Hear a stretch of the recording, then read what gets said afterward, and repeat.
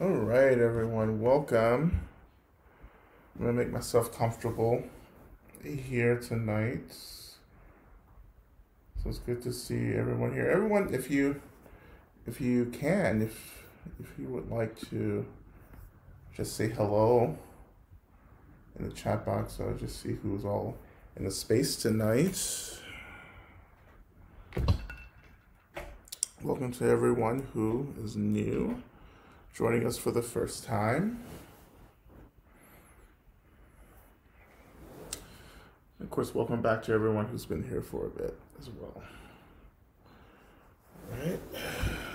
All right. Anyone new? Anyone's brand new to our space tonight? Say hello.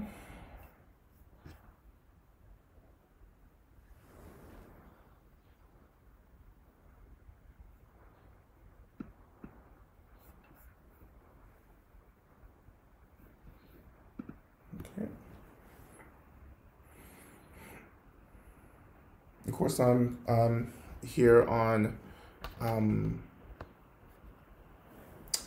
uh, um, the lands of the Creek, Cherokee, Muskogee peoples here. The land we call um, Atlanta. So, which is also in many ways my ancestral land as well. Um, as a descendant of indigenous communities here and African enslaved folks as well. So here we go. So many people joining us in the community. Um, and, after we, are able to start meeting in person, we're going to, try to transition, to having, on, in-person things again. But we'll continue to be online as well, as many of us have built community online. Um,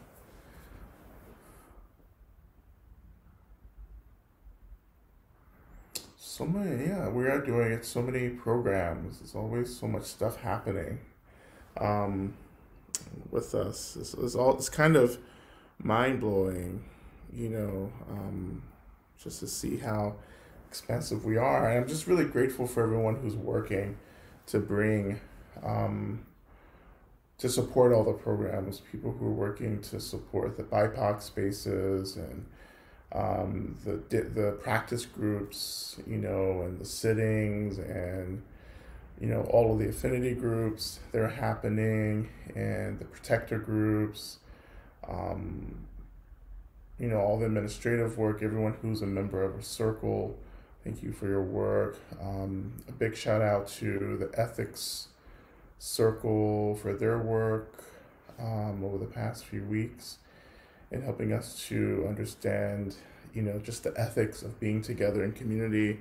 I know that's really important work, and all the other circles, they're happening. Um, yeah. Um, Tonight, I do want to do a little bit of practice. I have a lot of different practices actually that it's been kind of like swirling about today. I've been talking a lot about devotion as well, and I felt a little compelled to do a little bit of that. I also want, to offer some practice around what many of us are feeling. We're feeling very, the sense that I get is a lot of instability right now with the shootings last week here in Atlanta, of 8 people, mostly Asian women, here in this community, and then the shooting just, I guess the Boulder was last night or the night before.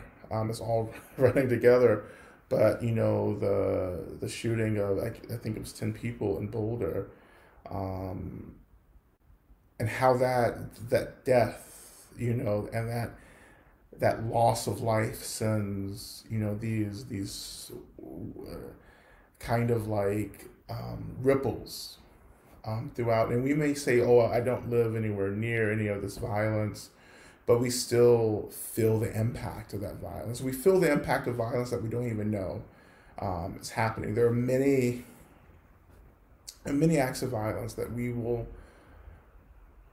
have no idea about, that we will never hear about. It won't be reported on the news, and it just won't get to us. But the occurrence of that violence still impacts us, because that's the law of interdependence, interrelatedness, right? It doesn't happen. It doesn't matter if something happens on the other side of the world that creates a ripple, an impact, a chain reaction, and we will feel it in some way. It may be like a minute kind of experience, but we feel it, and it may be really unconscious, subconscious, but we still feel it. We still experience it.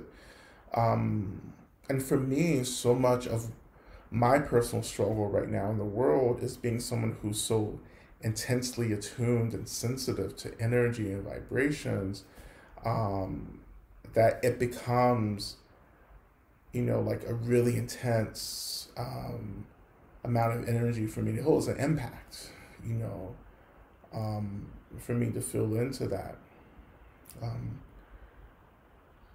So I know others of us in this space too are also experiencing this as well, and it's exhausting, because it is a form of trauma. Trauma is dysregulating. Trauma is an experience of dysregulation. Dysregulation means, that we're not maintaining a kind of normal or regular function of body, of energy,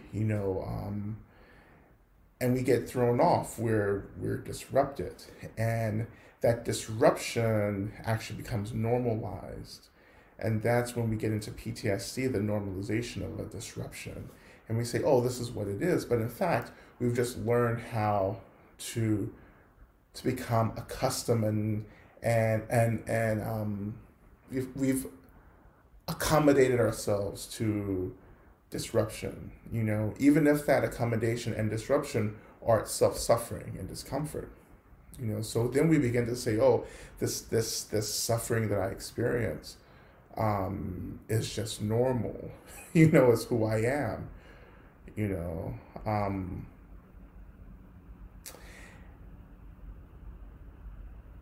for me, when I was growing up, I guess as I got a little older, I began to understand more about pathologizing, right? So when we pathologize people, we say, oh, this is who you are, right? And what I began to understand, in my practice and my study and writing, was that, pathology was just a way that we begin to validate dysregulation. And we begin to say, oh, you're dysregulated, you're experiencing trauma, you're reacting to this trauma, and that's who you are. So that pathologizing is the way that, we begin to link people, or we begin to say that people are inherently the trauma that they experience in the PTSD. And for many of us, we've fallen into that. We've fallen into rather the self-pathologizing, but also to say that the larger systems, the larger culture and society, particularly dominant cultures, will pathologize marginalized cultures, and say, well, this is who these people are. Like, they're just like this, instead of going deeper and understanding that, oh, maybe this is an expression of trauma based upon the oppression, kind of, the oppression from, the oppressor group. And so, I don't know how I got into all of this, but but when we begin to understand trauma right now, particularly right now, for some of us, we're like, oh, I'm so tired, or I'm like, really, I'm sad all the time, or I feel just Part of dysregulation and trauma is also disassociation. I often call that disembodiment. But this disassociation meaning that, yeah, we've created this distance between our physical sensations and often our mental sensations and mental formations and emotions. We've created this distance. So there's a numbness. Well, we can think about it as a wall. There's a wall, right? There's a wall that's erected between my experience of self and all the components of self, and I occupy this psychic space outside of the totality of who I am. So I live outside of my body. Now, I should say we also live outside of our minds, but technically that's impossible. We can't live outside of mind because everything is mind. But instead, it's more accurate to say that we live outside of a relationship to our mental formations. And that's how we cope with the discomfort, the intense discomfort of trauma dysregulation, right? It's all very strange because when I sat down tonight, I was not intending on giving an intro to trauma. But I just feel like in this moment, I've begun to feel as if we may need just a reminder or an introduction for some of us. For me, trauma wasn't something that, it wasn't language that I had growing up. I didn't start understanding trauma and studying trauma until, I would say, right before, I guess right around the time, I say that around the time the Radical Dharma began. But Radical Dharma began before we knew what Radical Dharma was. But I really began to connect to a dysregulation. Really, the summer of 2014 with Michael Brown, and just like, of course, it has been building up with Trayvon Martin, and that was like 2012. But then by Michael Brown and Ferguson, I really began to connect to a sense of just something just being completely off. Of course, Israel was bombing the Gaza Strip. And so those are the two things I was watching during that time, that period in the summer. Like, I was watching the footage of Michael Brown and Ferguson and the uprising, and I was watching the footage from the Gaza Strip. And particularly with the bombings, I just remember like feeling as if those bombs were landing somehow on top of my head, somehow on top of me. Those bombs were landing and exploding on me. So it was a visceral experience. It was an embodied, I would say in that case, an embodied experience. I wasn't disassociative, I wasn't disassociating, I wasn't disembodied, I was there. I was feeling like everything, and I said, what is this? I've never felt this before. And then the fatigue, and then the irritability, then the paranoia, the fear, like all of that just started coming on really strongly. And this was as I was making my way, I was living in Virginia, making my way back to Boston. And in that transition back, reconnecting with Reverend Angel, who happened to be in Boston. We'd actually, no one actually knows this, but Reverend Angel was trying to start another thing before Radical Dharma called the Mandala Project. And that was a gathering. So we had a gathering of like Black, well, mostly Black, BIPOC, but also just anyone, any progressive, radical, revolutionary Dharma teacher and Dharma leader. That same summer of 2014, the same summer of Ferguson. And that's when we really reconnected. And then just a week later, Um, we, Reverend Angel, we spent a day and a night together when she was passing through Boston. So she had come up, was on the East Coast, was doing a bunch of stuff, and she was about to go back to New York for something else. And then I hosted her for a night in my new place when I first moved back to Boston. And that was the beginning of Radical Dharma. It was just that day, that period, 24-hour period, really, of us just like sitting and just talking about, what it meant to be Black teachers, what it meant to be in the world at this moment, at the beginning of the movement for Black lives, and what we were supposed to do, what we were being called to do, and trying to discern that. And that, of course, that conversation led to other conversations, and led to a book and everything. But it was in that period, it was, with the help of Reverend Angel, that I began to understand what trauma was, for me, and up until that point, I was like, well, I'm not someone who experiences trauma. I'm not in trauma. I'm not traumatized. That's not what I do. That's not what, this is not what this lady does. And, in my mind, I call myself the lady, but it's not what this lady does. Like, I don't do trauma, right? When in fact, my whole life and so much of my culture within the Black community was actually an expression of trauma.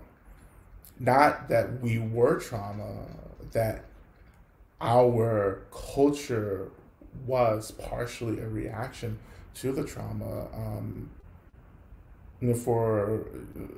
For Black American culture, the root of that trauma, I have understood in my experience, was the Middle Passage, right? Was the experience of my ancestors, my African ancestors, captured, and put into these slave ships, as cargo, and to endure that endurance of that, which was weeks, weeks and weeks, that endurance, was the roots for those of us descended from African enslaved people. That experience was the root, the seed for transhistorical trauma.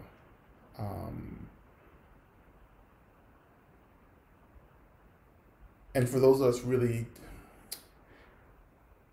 directly linked to really strong ethnic cultural identities or racial identities, many of us can trace these transhistorical experiences.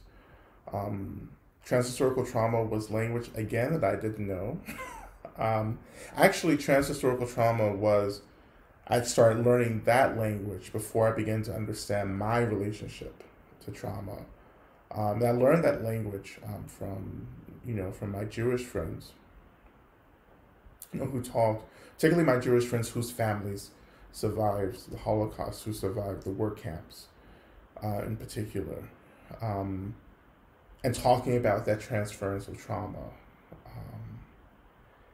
And, I just, that becomes kind of another kind of layer of energy that many of us are having to work with. I also talk about the trauma, the transhistorical trauma that I experienced as a gay, Black man, queer Black man. The trauma that I experienced connecting to,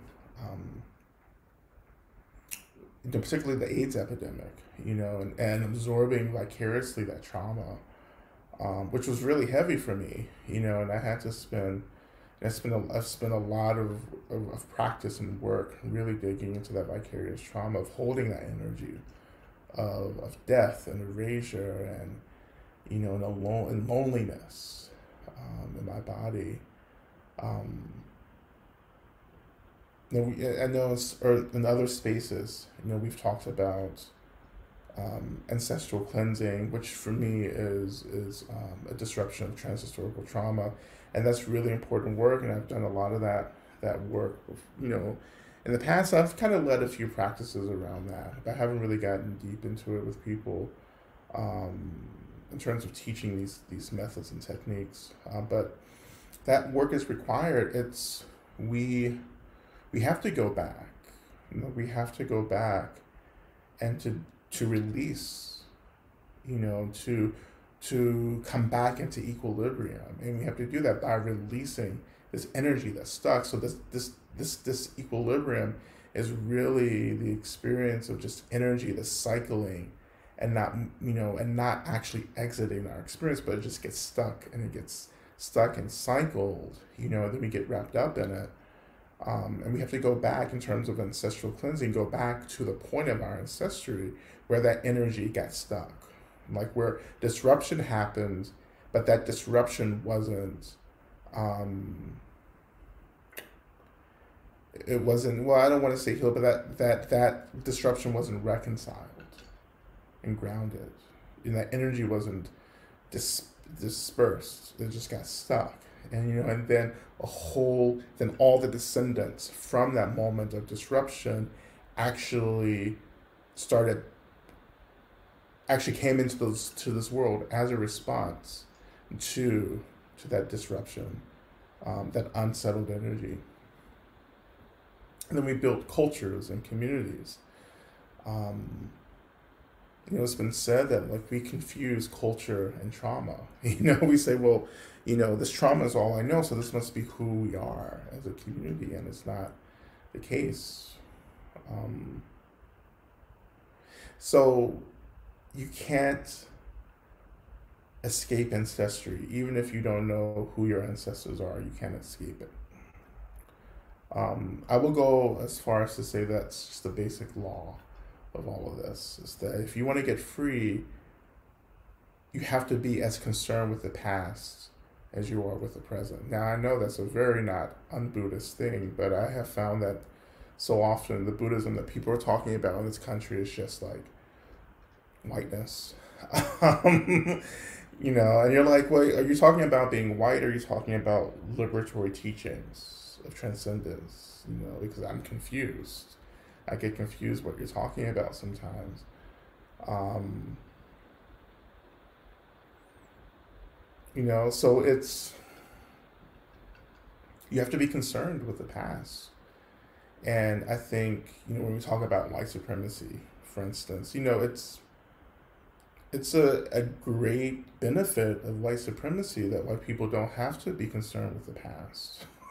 you know, you don't have to think about that, you know. Um, but for me, in my experience, person of color, queer person, you know, um, my past has shaped the experiences of the present, and for me to be released from the suffering of the present, I have to actually go back. I have to be like a time traveler. You know, um, I I made a choice. I am someone who has um, basically, here it is. I'm someone who doesn't like slave movies because I'm not interested in watching something that, first of all, isn't the complete truth. A slave movie, I have yet to see a movie about slavery that actually articulates the reality of slavery, because that would be too much for people to watch on the screen. So that's one reason I don't watch, And secondly, a lot of these movies aren't for me. I don't think a lot of these movies are for black folks, so I choose not to watch them. And thirdly, I'm just not interested in seeing trauma rehearsed on the screen for me to watch. Um, Roots was what it was. That was great, whatever. Um, but a couple of nights ago, I was really curious about this movie. Um, Antebellum with Janelle Monáe and Gabourey Sidibe. Um, and you know, I mean, just basically, I was just really underwhelmed. I was like, okay, I'm not gonna ruin it for you in case you get interested in watching it, but it's very similar to Kindred by Mother Octavia Butler. Kindred was, as a book, much more complex than this movie that I saw. But I really want to talk about Kindred, the book. And I think Kindred, for those of us who are really interested in this discussion about past and reconciliation and transhistorical trauma and our obligation to ancestors, I think Kindred is really just a beautiful, tough book, but beautiful, complex narrative about what it means to go back into the roots of trauma, to journey back into those places, and what it costs, but also what is freed in that journey back. Again, ancestral cleansing is really, it's about going back, right? It's about going back, journeying back into these places where the trauma was created. And I've done that. I've done that work quite extensively, and I will say, on one hand, it is impossible for us to take responsibility for the immense ocean of trauma from our ancestry. But then on the other hand, I will say that, like, we have to do everything that we can. We have to try as much as we can to disrupt that, because it's up to us to disrupt that transference of trauma into the descendants, into our descendants, right? So much of my work in this body and in this life is really about the disruption of trauma. That disruption of trauma for my ancestors, for my communities, for those people connected to me, anyone connected to me. And it's all, and that disruption of trauma is something that has to be constant work.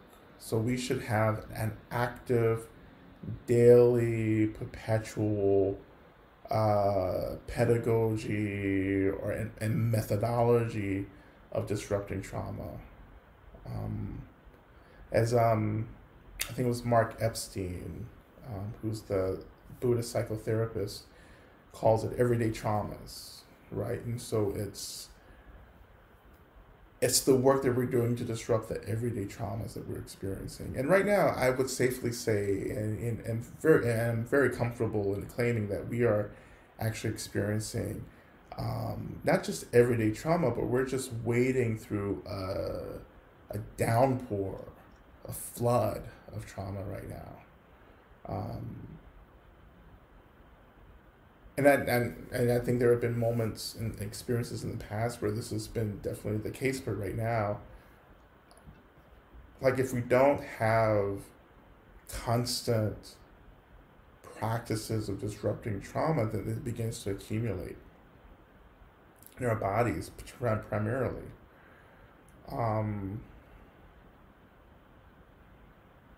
And we have to meet that accumulation with active practice. And everything that I do, everything that I teach and talk about is really about that. It's about how do we begin to really enter into a relationship of constantly moving energy around, constantly shifting energy, releasing, letting go, experiencing, holding space for. I talk about skillful mourning, active mourning. That has to happen all the time. We have to always be touching as much as we can into the sadness. But when we touch into the sadness, it's not about getting lost or consumed by the sadness. It's about allowing sadness to have its space within the complexities of who we are. To do the grieving work around the loss of life, around the pandemic, around the shootings, around, the impact on the earth that we're experiencing, to have our grieving around, what we're moving through personally in our lives. We have the collective work, but we also have our individual work. It's the individual work um, that we use to connect to the collective work. Um, and what I see now is that it's just a few of us doing this really intensive individual work. But when you're just a handful of people doing work within a collective, then you actually increase the chances of being deeply pathologized, because people will look at you and say, "What's wrong with you?" People who aren't doing the work, the labor, they will look at you and say, "Why are you always doing this? Right? Why are you always grieving? Why are you, just doing this heavy labor, this work? Is this who you are? Is this what you are?" You know, and that kind of accusation is the way that people not doing the labor bypass the labor by saying, "Oh, this is who this person is, so they just do this. They're just always grieving. They're always upset." We don't have to be like that. But in fact, these handful of people are doing incredible emotional labor on behalf of a collective who, for the most part, are not doing anything except for running away and bypassing the work.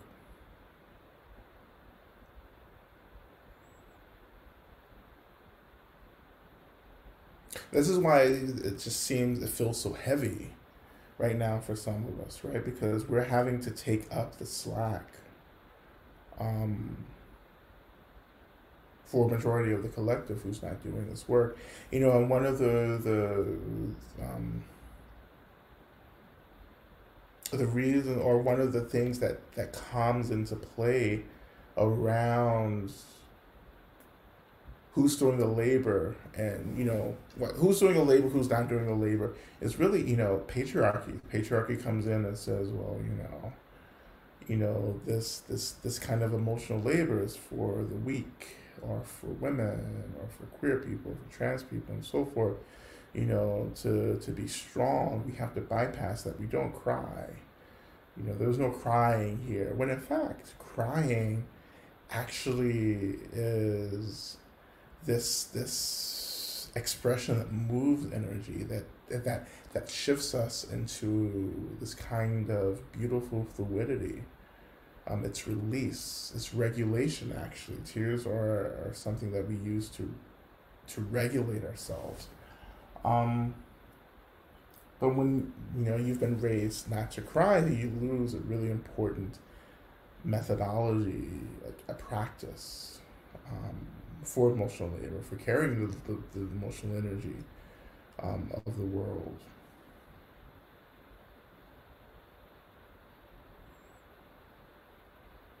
But no matter how much emotional labor some of us are doing on behalf of the collective, it's still not going to save the collective from the labor. So eventually that labor has to be done. And, um, it doesn't matter if you're embodied in the physical realm or you're disembodied in the spirit realm, you're going to still have work. There are a whole lot of grieving disembodied beings.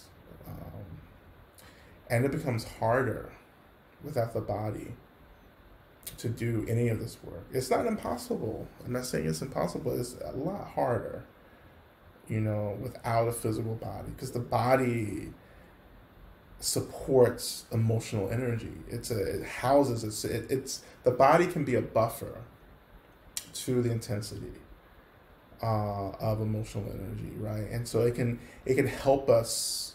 The body can ground and connect us to the earth.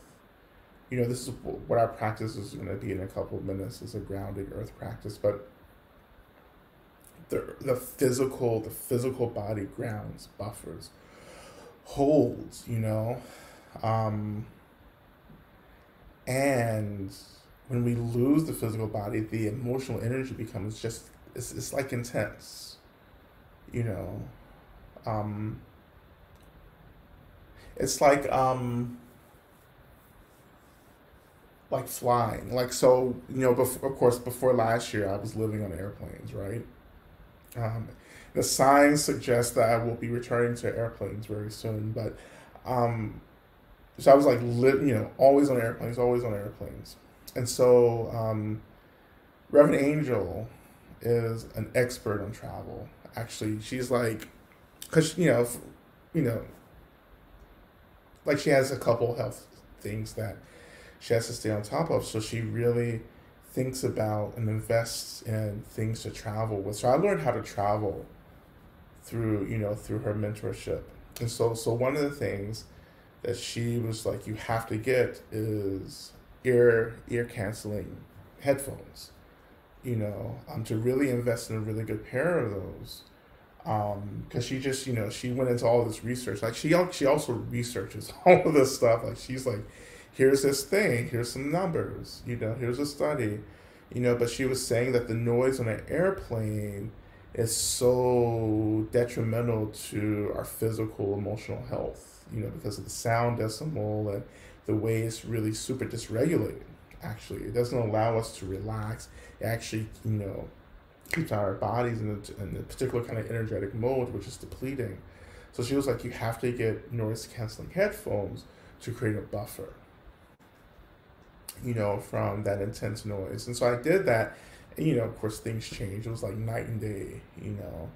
Um, but I mentioned that because this is like the transition from embodiment to disembodiment as we move into the spirit realm.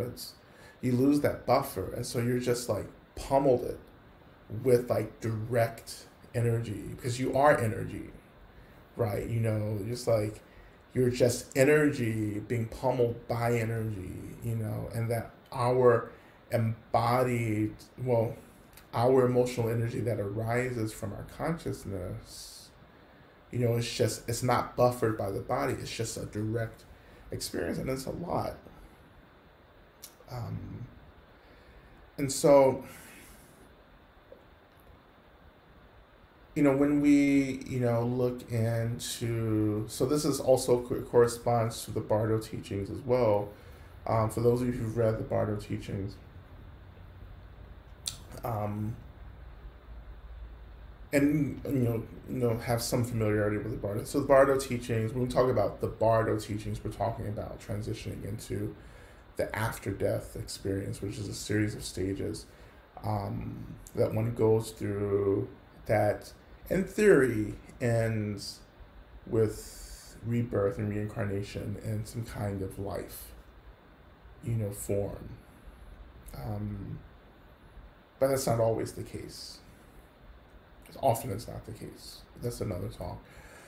But when you read the Bardo teachings, particularly as we transition into trying to relate to our disembodied, our spirit, consciousness, energetic form, what we're overwhelmed with initially is that deep bombardment. It's like someone comes and takes the earphones off of you on the plane. You're like, what the fuck? And that's what happens when we're disembodied, when our consciousness, kind of lets go of this illusion of body, then everything gets really real. And so the teachings talking about talks that the Bardo teachings talk about navigating that experience of being bombarded. And that the point of all of this in the beginning of that transition is to somehow connect to the nature of the mind, connect to that stillness, which is extremely hard in a disembodied experience. We may have some good fortune connecting to it in this body, but the body, regardless of if we're disembodied or not, the body is still their grounding energy, sheltering, buffering energy. But out of the body, that energy is just like right on, and it's hard to meditate, pure consciousness. Yeah, excuse me. Yeah, you're pure consciousness, but but it doesn't mean that like awareness is easy and pure consciousness is harder to sit in that pure awareness. Particularly since ego is still functioning, sense of self. So you're disembodied, but the sense of self is still there. So there's also this extreme confusion because we've used our bodies to define the sense of self, to identify the sense of self. The body is no longer a function, so there is a terror. I would say there was a experience of terror, of confusion, where we're desperately trying to reestablish a basis for ego, and that terror disrupts the passage through the bardo.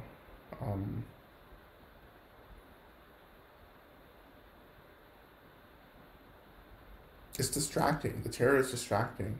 This is also what makes it really difficult for us to connect to the nature of our minds, because you're terrified. You've lost your body, so you're experiencing this intense terror.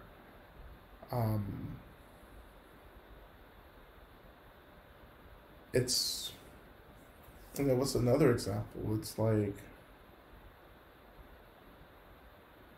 It's like being out in the ocean and you find yourself in the water, you don't know how to swim. That's that's the terror, right? It's like you don't know how to swim. You don't know, you've always been anchored by something. You've been on land, your body has been land. Now you're in the ocean, you're just in pure emptiness and space, and you don't know how to relate to that. This is why we do so much space practice. This is why we do so much work around emptiness. This is why Tibetan Buddhism, Vajrayana, and Tantra is so oriented towards this experience of space. This is why we talk about the mother. This is why we do, particularly in Vajrayana, it's why we focus so much on deity practices. So when we find ourselves in that wide open space, that disembodied space, we remember that that space is the deity itself, right? We talk about this often on Monday night in the Medicine Buddha, right? Um, we talk about this constantly. It's like the space is the deity. If we can start understanding that when space arises, it is the love, the blessing of the deity. So when we have that orientation and we find ourselves disembodied, moving into the spirit realm of the bardo, then we feel that space. We may feel the terror, but we also say, oh, but I know that this is also the deity arising for us. That I'm actually just not wandering out in emptiness. I'm actually being held within the heart of Tara, or Chinrezi, or Medicine Buddha, or a Machek, or our protector, or the mother. And of course, we know that space is how we hold trauma. Dysregulation is the space, and allowing it. When we're dysregulated, or when we're disassociative, right? It's just like you just notice it and you allow it. You say, okay, because when we start freaking out, it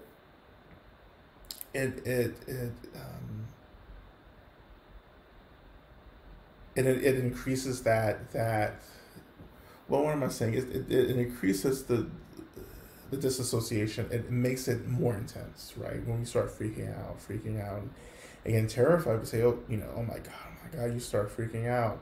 That makes it worse. But when we just turn our minds and say, okay, I'm experiencing this association. I'm not connected to anything. I'm not feeling my body. I'm not feeling my emotions.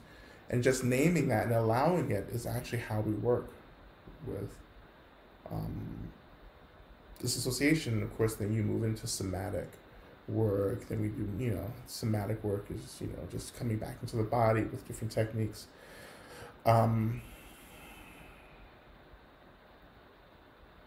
I guess coming back to the beginning, right? For me, all of my work since the very beginning of understanding trauma has been about connecting to the space, understanding space. Space isn't actually something that we understand, but it's something that we experience.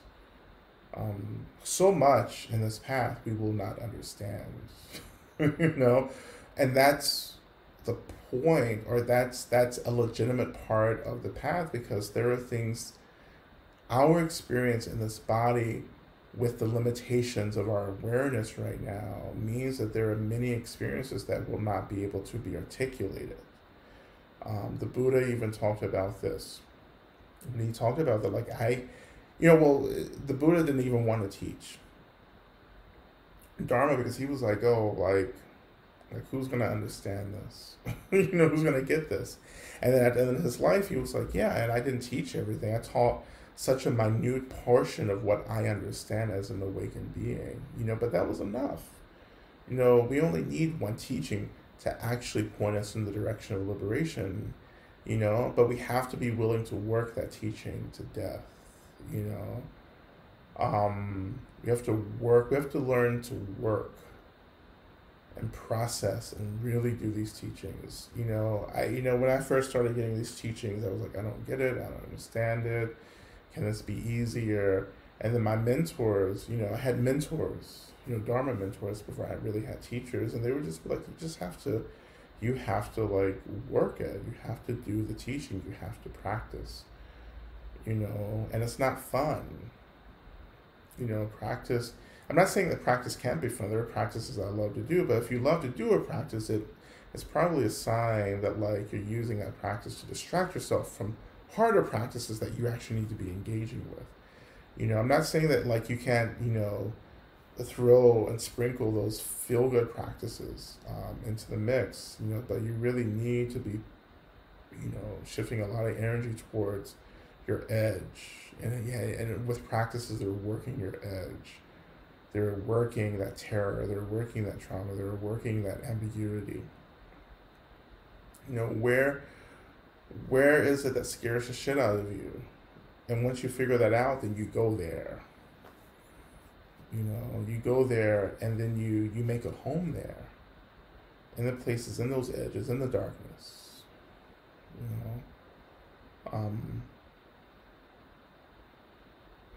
Of course, I come from teachers, old school Tibetans, right, who were just like,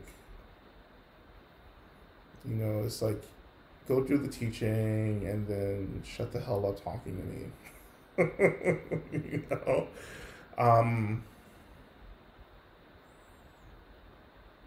That was the energy. That was the energy.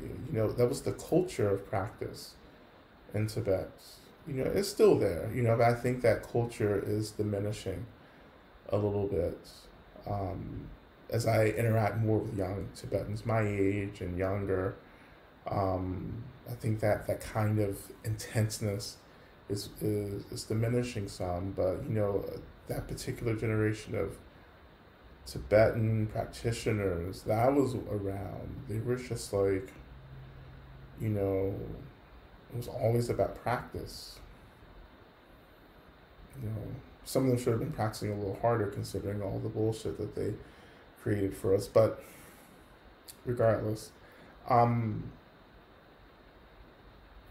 everything has to become practice. In the same way, everything must be consumed.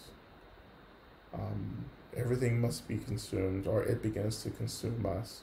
So this moment, this time that we're living in with the violence and pandemic and grief, and trauma, it's something that we have to learn to eat. As Patrice Royale, my favorite queen from RuPaul's Drag Race. But I don't watch RuPaul's Drag Race either, so I'm a very bad gay man. But I do love Patrice Royale. In my mind, she's my drag mother. But when she says you have to eat it, you have to eat it. You have to eat. You have to eat and consume everything, including the shit. That's the practice. That's the real practice. I know some of us love like the pretty language and like, I know that there are traditions of Buddhism that do really well at making Dharma sound really pretty and flowery and You know, it's like the Dharma, it smells like potpourri and incense. I love that. Oh, I love that. I die for that. Oh my God. But, what really gets me is just like these really just hard on to the point teachings, that we find, in Tantra and Vajrayana traditions, right? Also in Hinduism and the Vedic traditions as well, that really hard on teachings, like go to the edge, right? Give your body, right? Invite the demons. It's just like that kind of like teaching. This is what really drew me. I was like, I needed, at the beginning of my practice, I needed something that could grab me and could like, I need teachings that could consume me and consume my roughness. I was very rough. And while I'm very rough. I'm very, there's an edge, right? And then that edge was sharpened by Reverend Angel. So she sharpened my edginess and I dulled her edginess. So we benefited each other. I mean, that was a point in time where you just, you did not survive Reverend Angel. Like, you could not, no one, none of us could, because she would just slice you. And I think when we started working together, particularly Radical Dharma, we just kind of started balancing each other. She taught me to take on more of that energy, that precision, that wrath, that's just kind of like audaciousness, that kind of like living up front and just being who you are, that being who you are in this truth and love, and how that just creates this force, but I think this kind of gentleness, this softness, this kind of openness, this vulnerability that is important for me also kind of rubbed off on her as she became more relatable and so forth. She wouldn't agree, by the way. So anyhow, yeah, and that's how I move the world. I promise we're going to start practicing in a moment. Um,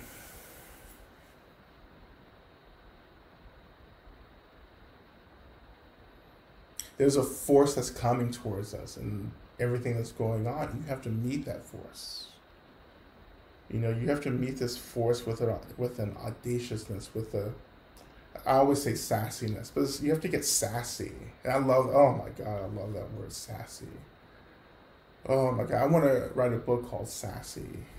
Um, but you have to get sassy. You have to act up. Actually, you have to learn how to act up and disrupt. Um, that's activism, that's radicalism, that's revolutionary praxis. It's the acting up, it's the disruption, right? It's being willing to say no. I do not consent to this,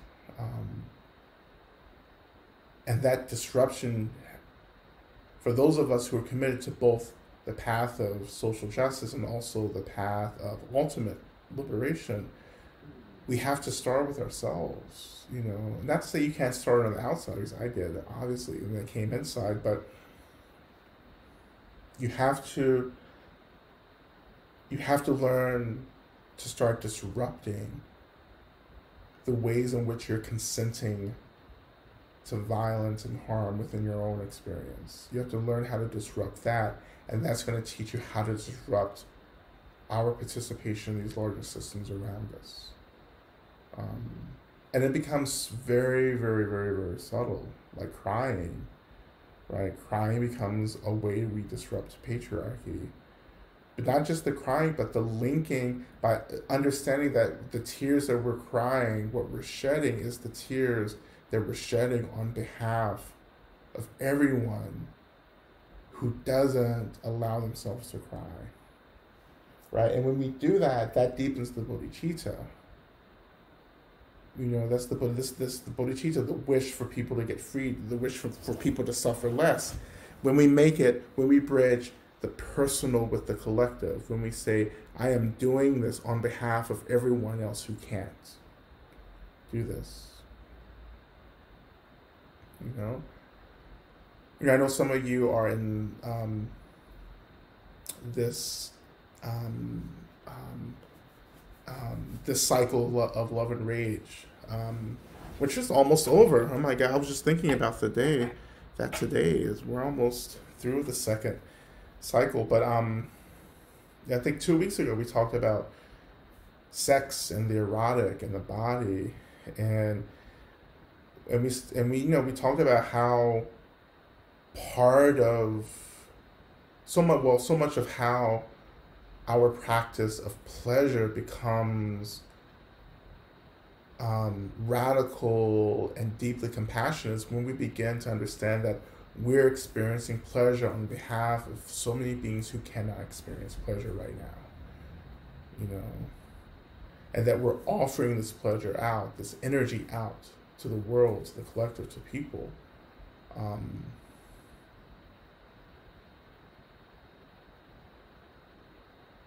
And that's the deepening. So it's, when I cry, I'm crying on behalf of all of my ancestors who didn't cry. I'm crying on behalf of all of my male identified ancestors, both ancestors and present kin, who don't allow themselves to cry, who have been told that they shouldn't cry because they're a man, to take on that pain and to release that energy in our crying.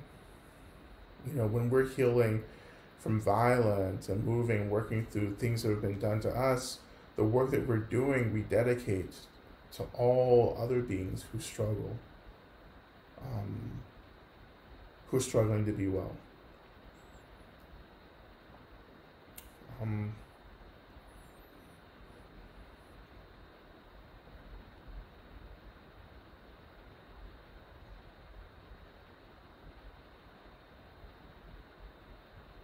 There's really hard work in activism. There's really hard things that we have to start learning, and one of the things that we have to start learning is that it's not that we're trying to disrupt systems and institutions, but we're trying to remind people of their humanity, of their hearts, of their compassion, of their suffering. And we're trying to help people to be in relationship to that suffering, to be in a spacious relationship, a kind relationship to that suffering, because that will change how we create systems and form institutions from those systems. Some of us have survived institutions that are just brutal, like academia. For those of us like me who went and then left academia, where it was just like, this is so brutal. Why is this violent?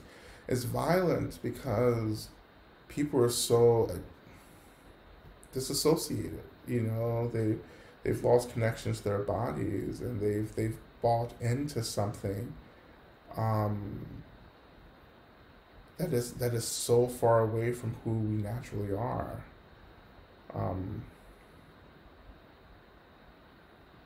It's a hard system. It's a hard institution.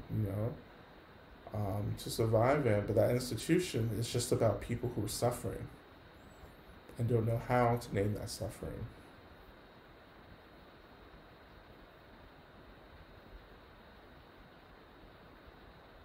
In my years at Harvard, it was like, I've never met such brilliant people who were at the same time in an incredible amount of suffering, in experiencing an incredible amount of inauthenticity. It was like, it was like looking at something really beautiful, like looking at like a really, I don't know, like a candy apple, like a caramel apple, which looks really good on the outside. You're like, oh my God, I can't wait to bite it. And then you bite into it and it's rotten. Because it looks good, but you bite into it and it's rotten. That's what my experience of Harvard was. It was like, oh, at the core, this is rotten. You know, and I don't want to rot. So, I need to get out of here. I have to get my shit and get out of here. But I'm not going to. I get my shit. So that's what happened. But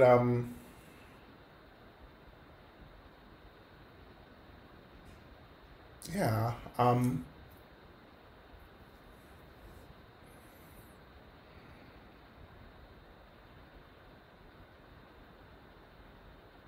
The future of activism is really about grieving.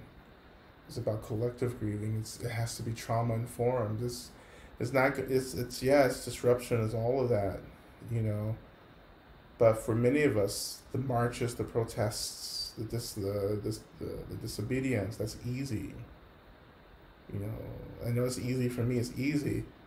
But what's harder but what is more necessary is actually tending to our brokenheartedness and using that brokenheartedness to help us to emerge into a different way of being that's more authentic, more sustainable, much more connected to Earth. You know, um, systems are easy, right? Institutions are easy because they're just programs. They're things that are programmed. But what we're trying to do is come into a spontaneity and a kind of spontaneous fluidity in our daily lives. So it doesn't mean that like we're able to name or plan or know what's coming up in the future. For me, it's like every day it's like, okay, I don't know what's going to happen today, but I know that I have a practice that's supporting me and holding me. I know that like I am connected to the mother, to my Tara. I know that I feel the presence of Medicine Buddha with me. I know that I am connected to my teachers. I know all of that. It's my experience of all that. As long as I have that, I don't need anything else. I don't need to know the future. Divination isn't a huge thing for me, you know, um, because I have what I need right now. And what I think part of the goal of your practice should be is to trust that you have what you need. But to get what you need, you have to do the work to connect to the resources around you. They're always there. You have to trust that you're surrounded by people who are nourishing you.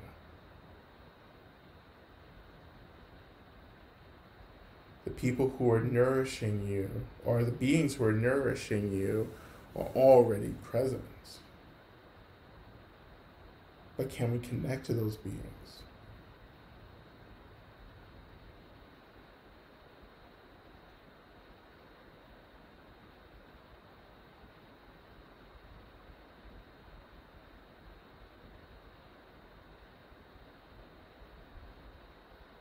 And that's the work that you have to do. I can take you into the mother, I can take you into the lap of Medicine Buddha, like whatever we do.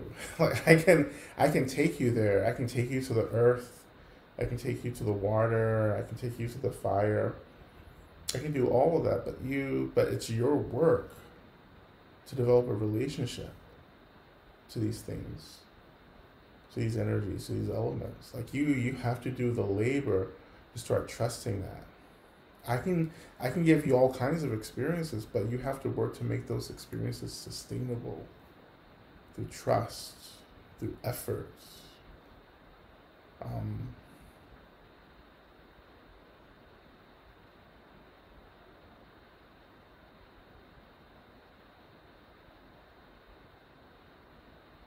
so let's do a practice. We'll do practice for about however long minutes. I'm not going to give you a minute, a time, a sense of time. It may be shorter, it may be longer. Who knows what happens in these practices? But we're going to do a practice, and I want you to actually lie down on the floor, preferably, on the bed or the couch. If that's easier. I want you lying down because I'm going to offer you a practice um, that I think will be helpful for us right now.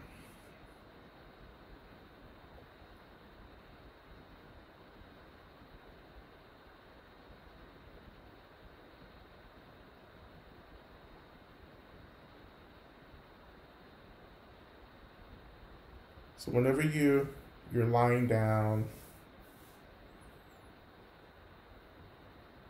I invite you to just start connecting to the sensation of your body making contact with whatever surface you're lying on. And whatever surface you're lying on is going to be the earth or an expression of the earth. Just noticing the reality of gravity and the weight of the body and the sensation of the body making contact with the surface.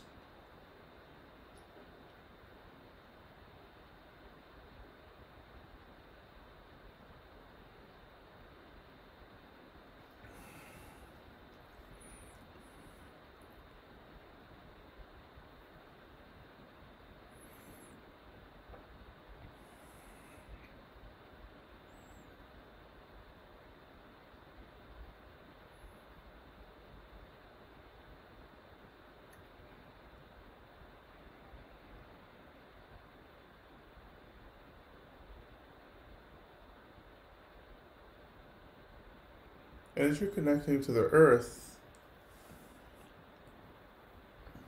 I'm actually inviting you to use your attention to shift deeper into the earth, to begin to really touch the earth, the element of earth, through your attention. And when your attention is touching into the earth, I invite you to name the energy that's rising to meet your attention. What does that feel like to you? What is that energy? You can call it foundation. You can call it something that feels sustainable or grounding or holding or nurturing. Whatever that energy is for you, just name it. And just say, oh, this energy of the earth is this grounding energy.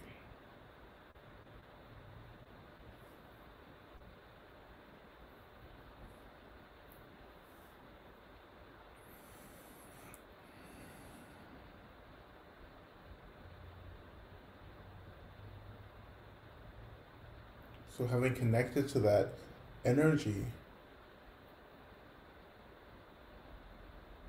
I invite you to imagine that your body, particularly as you're lying down, your underbody begins to grow roots, these kind of energetic roots. And these roots begin to grow and to sink down into the earth. So you begin to be planted and rooted in the earth, connected to the earth. So feel those roots growing from your body down into the earth.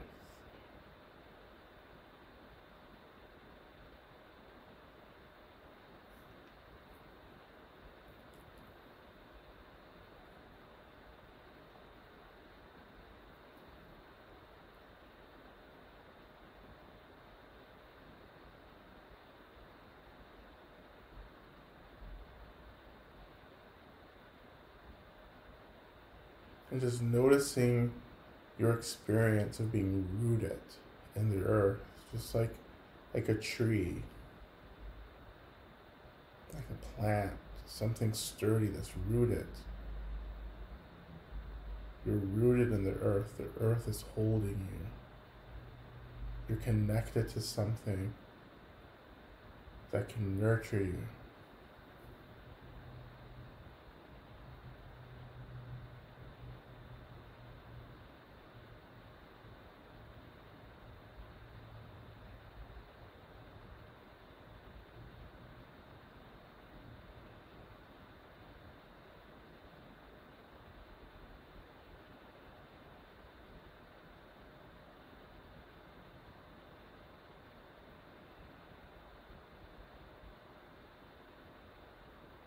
Begin feeling rooted, grounded, held, contained.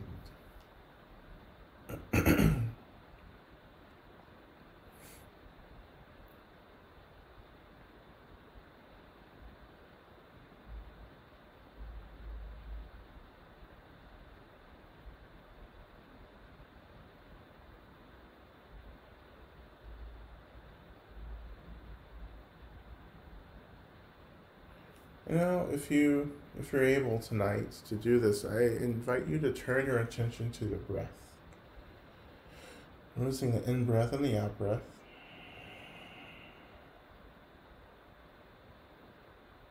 Now I invite you to imagine that you're breathing, inhaling through every pore opening in the body. As if all your pores are opening and inhaling with you. Even your eyes are inhaling. So like your whole body, every part, like every inch and centimeter and millimeter of your body is inhaling deep into the body.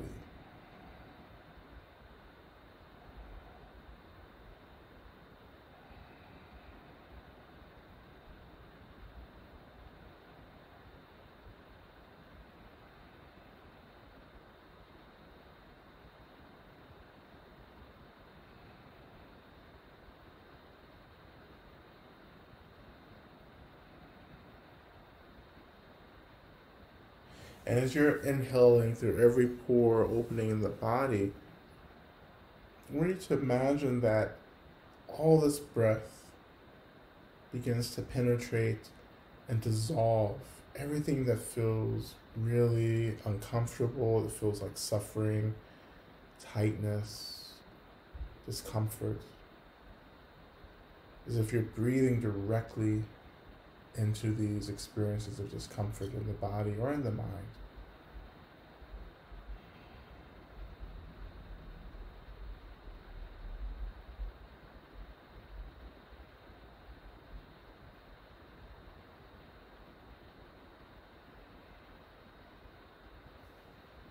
Now going a little further, so inhaling into the body, into these experiences of discomfort, imagining that this in-breath begins to dissolve all this discomfort. And then as you exhale, imagine that you're exhaling down the bottom of the body through the roots, exhaling this energy of suffering from the body down into the earth. Letting the earth hold and neutralize and ground this energy that we've been struggling with.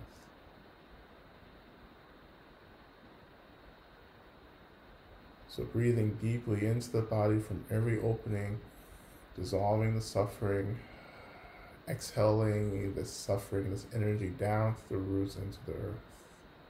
Just discharging that discomfort as much as you can.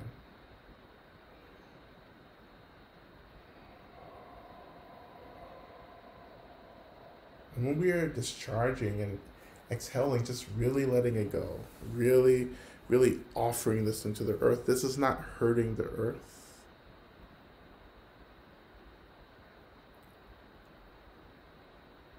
But the earth is drawing this out, holding it, neutralizing this energy, and turning it in. Just transforming this energy into energy that can be beneficial. Like throwing food scraps out, into a fertilizing heap and manure and that food, that trash, transforming into soil, nourishing soil. This is the same thing that's happening. Breathing into the body, exhaling down through the roots into the earth, discharging that energy where it begins to turn into fertilizer for the earth, all life, for all life. So letting go, offering this out so it can be transformed.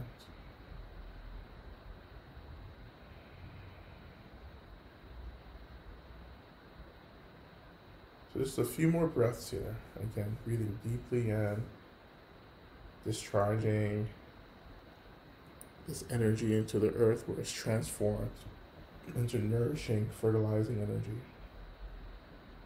Just a few more breaths with this, maybe about 3 more breaths.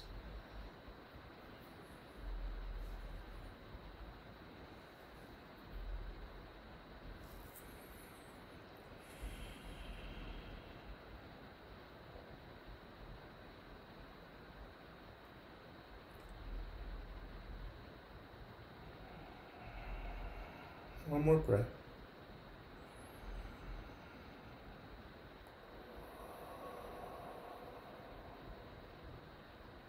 Now we're going to reverse the breaths now.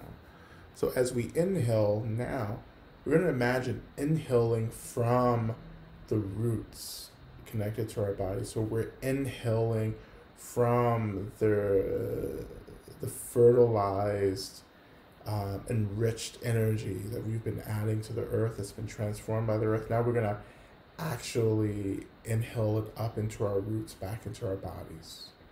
And just focusing on that breath. So again, inhaling from our roots.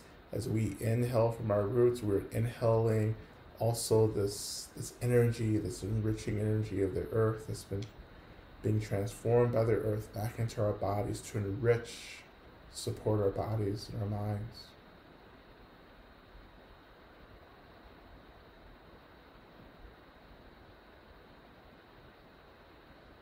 And just letting the exhale go with no particular visualization or work, just letting the exhale go, but continuing to inhale from the roots, inhaling this energy into the body, allowing this enriched energy, this fertilized energy to collect in the body, filling the body up with this healing, nurturing energy.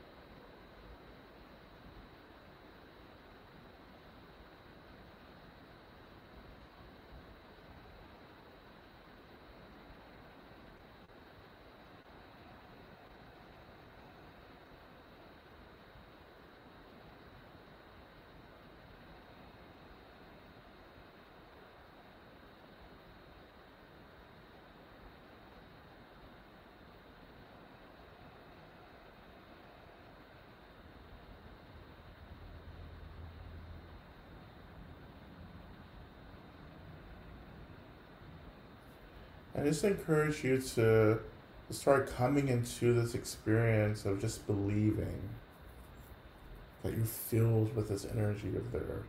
This is incredibly important to just have some sense that you're actually filled with this nurturing, healing, fertilizing energy, nutrients from the earth.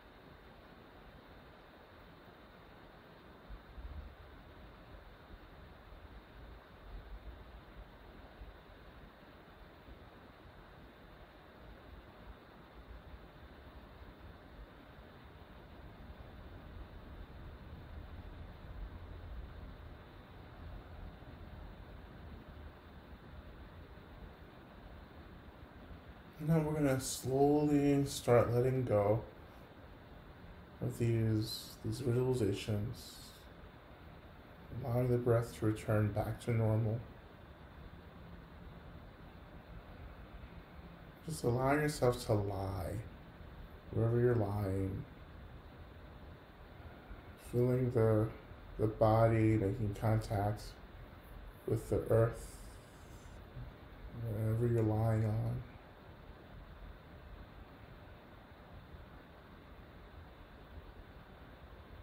Maybe using that sensation of the body making contact with the surface as an anchor for practice.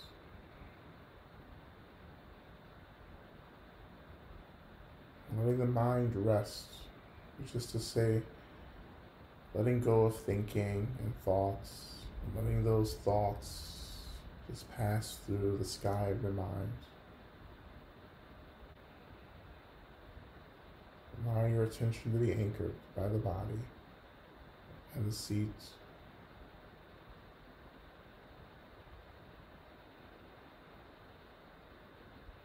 Letting the body begin to integrate this influx of healing energy from the earth.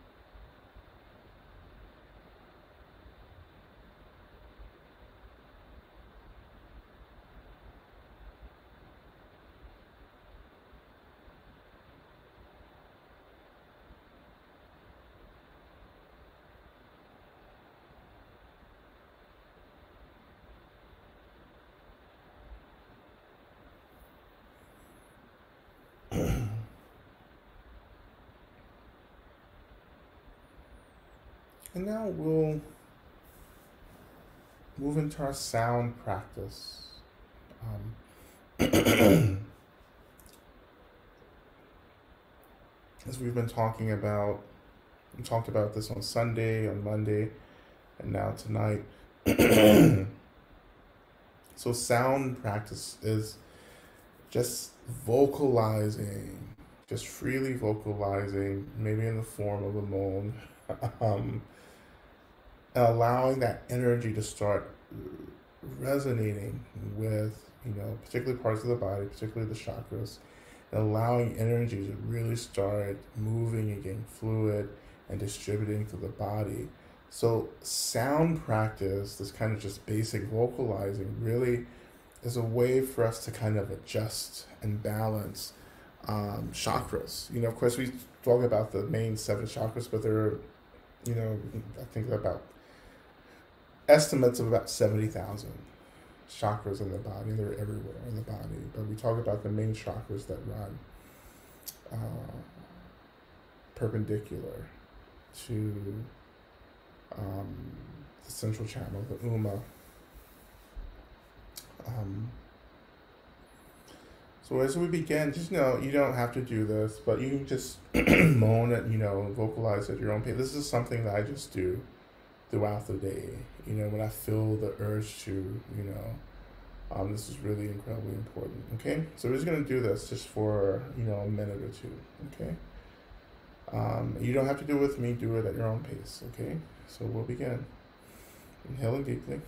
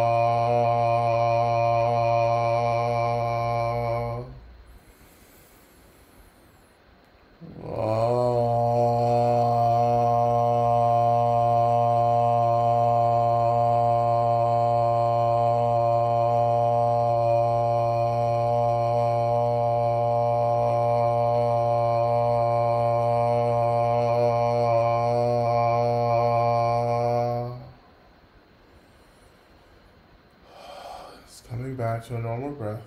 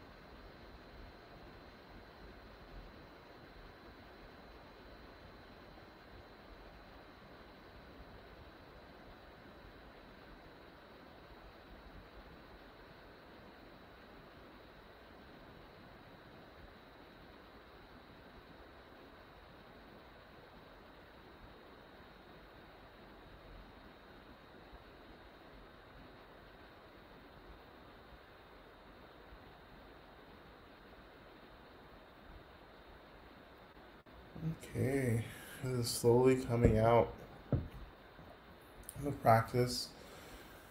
Just moving slowly. You can stay lying down and just stay, wherever you're at. You don't have to do anything. But you can kind of stay there. We'll go ahead and end for tonight. Thank you so much for practice and for showing up.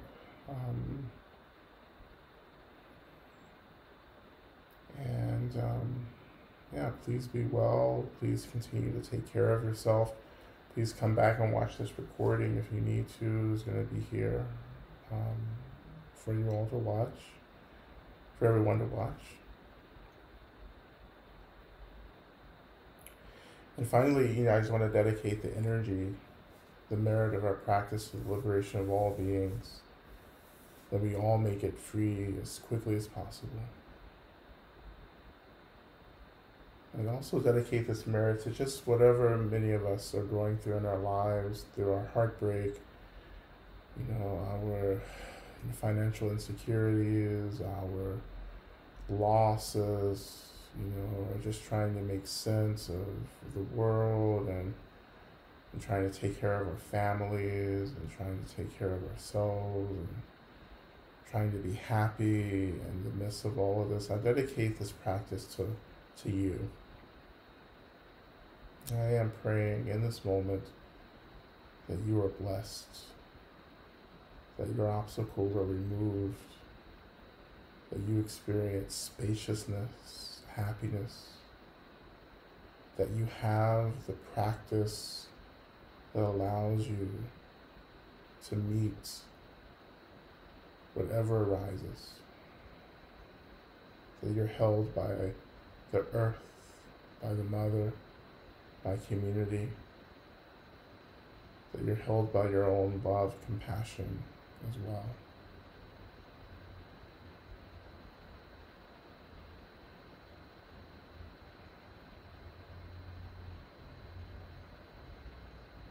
As I was taught growing up in church, weeping may endure for the night, but joy cometh in the morning.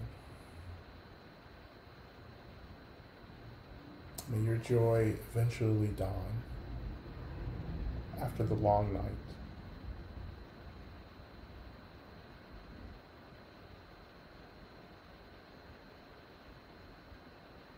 Thank you, everyone.